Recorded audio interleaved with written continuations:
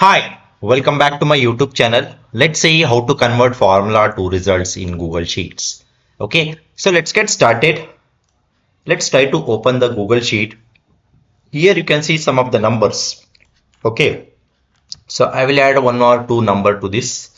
Okay, and finally, when we add all these numbers using the formula is equal to sum, then we'll select all these cells or the numbers, then finally we press enter. Okay, so here you can see the formula instead of the result. Okay, so in this case, if you want to convert this formula into result, means select this particular cell, then you can press Ctrl Shift V on your keyboard, then that will give you the final result of that particular value when you try to add all these cells.